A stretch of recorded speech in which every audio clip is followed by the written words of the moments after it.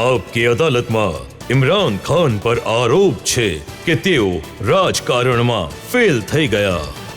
ઇમરાન સાહેબ, જ્યારે તમે હોસ્પિટલ માટે પૈસા માંગવા નીકળ્યા હતા તો અણધાર્યો સપોર્ટ મળ્યો હતો તમને. બાળકોએ, નવયુવકોએ, વૃદ્ધોએ, માતાઓએ ઘણો સપોર્ટ કર્યો હતો, ઘણા પૈસા આપ્યા હતા. એ પૈસાનો ઉપયોગ કર્યો, તમે હોસ્પિટલ બનાવી, ઘણું સારું કામ કર્યું, પણ તમને ગેરસમજ થઈ ગઈ કે એ દેશની જનતાએ તમને લીડર તરીકે સ્વીકારી લીધો. અને જ્યારે તમે પાર્ટી બનાવી તો એ તહેરીકે ઇન્સાફની જગ્યાએ તહેરીકે સાફ પાર્ટી થઈ ગઈ. જો મારી જે યુનિવર્સિટીમાં ડિગ્રી હતી એ હતી પોલિટિક્સની, તો એટલે કે હું કોઈ આટલો મૂર્ખ કે અભણ પોલિટિશિયન ન હતો કે જ્યારે હું એક ના, તમારી જે ડિગ્રી હતી, તમે જ્યારે વિદ્યાર્થી હતા એની મેં સ્ટડી કરી છે. તમને સૌથી ઓછા માર્ક્સ મળ્યા હતા પોલિટિકલ સાયન્સમાં.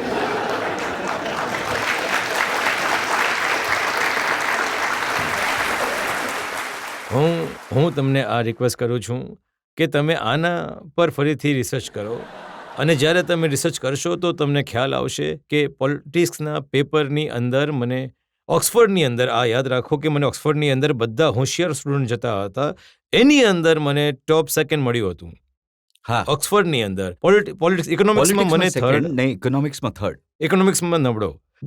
જો તો હું પાકિસ્તાનની પોલિટિકલ સિચ્યુએશનને જાણતો હતો કે એક વ્યક્તિ જ્યારે એક એન્ટી સ્ટેટસને, એન્ટી એસ્ટેબ્લિશમેન્ટ પોલિટિક્સ કરવા માટે આવ્યો છે, તો શું એ આટલા જે જૂના પહોંચેલ રાજકારણીઓ અને રાજકારણ પાર્ટીઓ હતી, શું તેઓ એકદમ મને વઝીર આઝમ બનવા દેવાના હતા? અને શું તમે એક પોલિટિકલ ઓર્ગેનાઇઝેશન વગર વઝીર આઝમ બની શકો છો? એક નવી પાર્ટી આવીને આ રીતે સ્વીપ કરી શકે છે? તો મને ક્યારે મૂંઝવણ પણ ઇમરાન સાહેબ, આટલી ખરાબ સ્થિતિ કે તમે 9 સીટો પર ચૂંટણી લડ્યા, 7 સીટો પર તમારી જમાનત જપ્ત થઈ ગઈ. હવે તમે નવાઈ લાગશે કે એક ઇલેક્શનથી એક અઠવાડિયા પહેલાં મારી સ્ટેટમેન્ટ હતી કે અમને મેક્ઝિમમ 3 સીટો મળશે અને મિનિમમ 0 મળશે. આ મારું પોતાનું સ્ટેટમેન્ટ હતું. જો કે મને આ કહેવું નહીં જોઈતું હતું કે આનાથી અમારી પાર્ટી ડિમોરલાઇઝ થઈ જશે, પરંતુ હું મારી પાર્ટીને બતાવવા માંગતો હતો કે હું તો આ જ કારણે ડૂબી ગઈ તમારી પાર્ટી. કેમ આ કારણે નથી ડૂબી, કેમ કે હું કેમ્પેન કરી રહ્યો હતો. હું એ સમયે પબ્લિકમાં હતો. મને ખબર હતી કે પોલિટિકલ ઓર્ગેનાઇઝેશન વગર તમે વોટ નહીં, તમારું વોટ બેંક હોવા છતાં તમે એકત્રિત નહીં કરી શકો. બીજી વાત એ હતી કે આ એસ્ટેબ્લિશમેન્ટના વિરુદ્ધ આજ સુધી પાકિસ્તાનમાં કોઈ ઇલેક્શન જીતી નહીં શક્યું.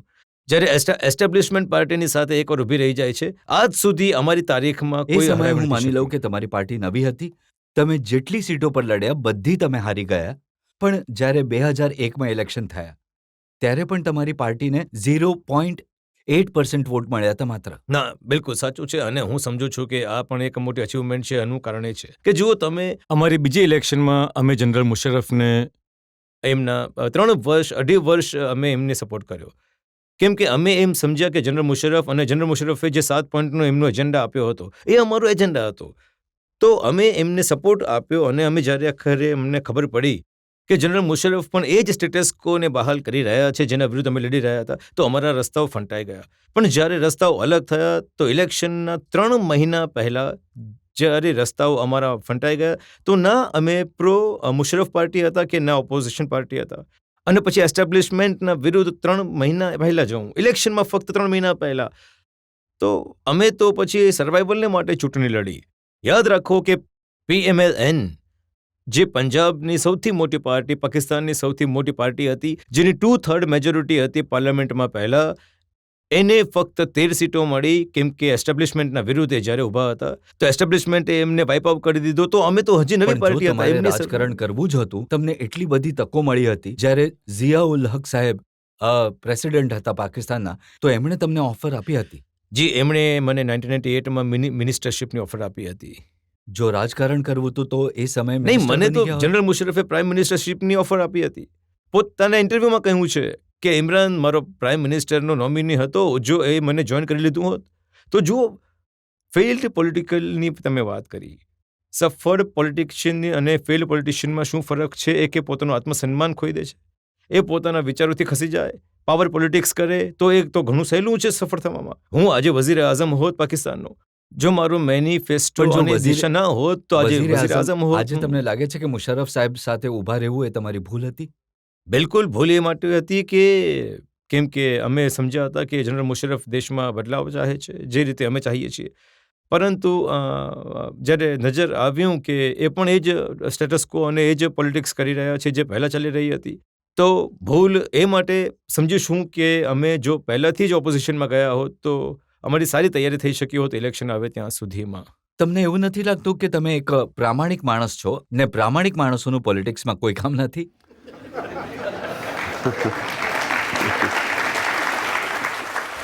હું એવું બિલકુલ નથી સમજતો. મારા જે રોલ મોડલ જે છે પાકિસ્તાનમાં એ મોહમ્મદ અલી જિન્ના છે, જે એક પ્રિન્સિપલ વ્યક્તિ હતા. આખો પાકિસ્તાન એમણે હજી પણ સમજે છે કે પાકિસ્તાનનો એક જ લીડર આવ્યો જેણે કન્સેન્સસ છે પાકિસ્તાનમાં, અને એક પ્રિન્સિપલ, એક નજરિયાથી એક સેલ્ફલેસ પોલિટિશિયન હતા, અને એ મારા આઈડિયલ છે. મોહમ્મદ અલી જિન્નાએ પોલિટિક્સમાં 1910માં શરૂ કરીને 47માં સફળતા મળી. તો જુઓ, જ્યારે તમે કોઈ નજરિયા કે એક સપનાને ચેસ કરો છો તો પછી કોઈ પણ ટાઈમ ફ્રેમ તો પોતાને નહીં આપતા. તમે એવું નહીં કહેતા કે જો હું ઇલેક્શનમાં સફળ નહીં થઈશ તો હું ફેલ થઈ ગયો છું. તમે તમારા દૃષ્ટિકોણને માટે બની શકે છે કે આખું જીવન એમાં લગાડી શકો એમાં સફળ થવા માટે. જનતાથી પૂછી આ વિશે તમને સવાલો પૂછવા માંગે છે. જે સમયે તમે પાકિસ્તાનના ટીમના કેપ્ટન હતા એ સમયે તમે એવું શું વિચારતા હતા? એવું જ્યારે ભારતની સાથે મેચ થતી હતી ત્યારે કયા ભાવ સાથે મેચ રમતા હતા? અન્ય કોઈ ટીમ સાથે થતી હોય ત્યારે કયા ભાવ સાથે રમતા હતા? જો ભારતની વિરુદ્ધ તો હું પૂરી તાકાત લગાડતો હતો અને પૂર્ણ પ્રયત્ન કરતો હતો કે હરાવી દઉં તમારી ટીમને. પરંતુ આ તમે હંમેશા યાદ રાખો કે ક્યારે કોઈ દુશ્મની નથી હોતી. આ એક હેલ્ધી કોમ્પિટિશન રહેતી હતી, આ એક મુકાબલો રહેતો હતો. કેમ કે પબ્લિકને એટલું ઇન્ટરેસ્ટ રહેતો હતો કે મેચીસમાં અમને ખ્યાલ રહેતું હતું કે આખું હિન્દુસ્તાન એમની ટીમની સાથે રહેતું હતું અને અમારો આખો દેશ અમારી સાથે હતો. તો જાહેર છે કે પૂરી તાકાત લગાડવી હતી. પણ ભારત વિરુદ્ધ જ્યારે રમતા હતા તો ડર પણ રહેતો હશે કે જો હારીને પાછા ફરીશું તો પબ્લિક મારશે ઘણું.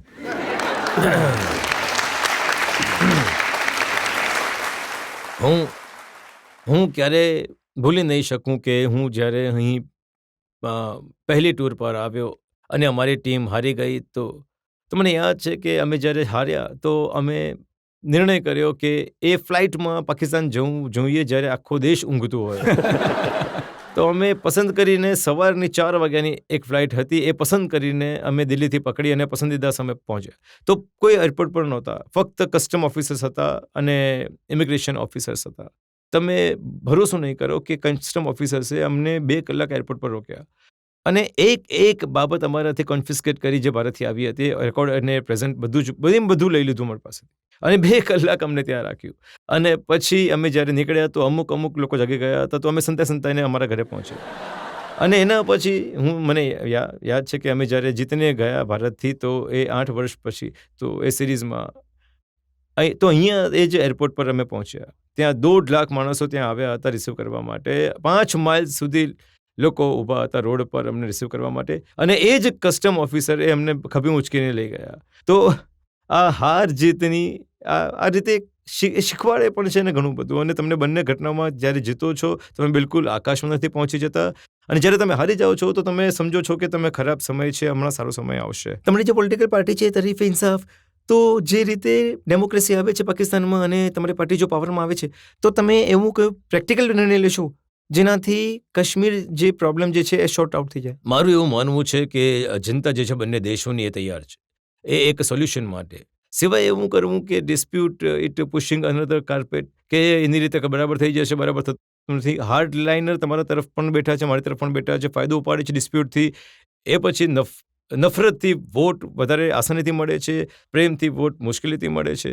તો જે નફરતને ફેલાવવાવાળા છે ફાયદો ઉપાડે છે એક ડિસ્પ્યુટનું, અને કોઈ પણ સમય પછી આ એક એવી સિચ્યુએશન આવી જાય છે જે રીતે હમણાં જ આવ્યું હતું જ્યારે 2 ન્યુક્લિયર આર્મ ફોર્સના સૈનિક બોર્ડર્સ પર બેઠીને એકબીજાની સામે, અને અમે આખું જાણે કે અમે કોઈક હોસ્ટેજ છીએ.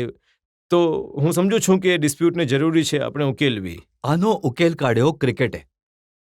આને ક્રિકેટ ડિપ્લોમસી કહેવાય છે. જ્યારે ક્રિકેટ રમ્યા બંને દેશો તો બંને દેશો કેટલા નજીક આવ્યા. જે મેં એ સિરીઝમાં જોયું, હું એ નથી સમજતો કે હું મારા જિંદગીમાં એવું સમજુ છું કે આવું જોઈશ. એટલે કે પાકિસ્તાન હારે છે, પાકિસ્તાનના ગ્રાઉન્ડની ઉપર હિન્દુસ્તાનના સ્પેક્ટર્સ હિન્દુસ્તાનના ઝંડા પકડીને ફરી રહ્યા છે અને પાકિસ્તાનના ક્રાઉડ એને ચીયર કરે છે અને અને પછી અહીંથી તમારા શાહકીન થયા અને લોકોને જે રીતે લાહોરમાં ખાસ કરીને મોટા હિન્દુસ્તાનથી સ્પેક્ટેટર્સ આવ્યા, એમને લોકોએ મફતમાં ખવડાવ્યું, એમનાથી કોઈ પૈસા નહોતા લેતા, રેસ્ટોરન્ટમાં લોકો એમનાથી. તો એટલે કે આ એક પબ્લિકમાં એક ડિઝાયર છે, એક ઈચ્છા છે કે બંને દેશો એક થાય અને આ ઝઘડા પૂરો થઈ જાય.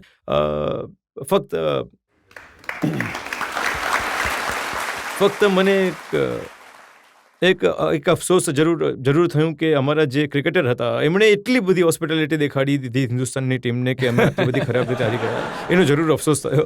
પણ હું એ જરૂર કહીશ કે એક અજીબ અમે સિનારીઓ જોયું અને એવું લાગ્યું કે બદલાવ ઈચ્છે છે, પબ્લિક બદલવા ઈચ્છે છે. હવે લીડરશિપ પડે છે કે કોઈ રીતે આનો મુદ્દાનો ઉકેલ કરે.